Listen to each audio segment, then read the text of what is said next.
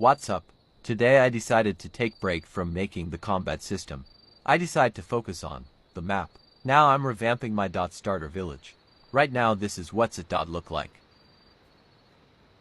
Most of it is from the toolbox. Because I'm crazy, I'm going to build from scratch no toolbox.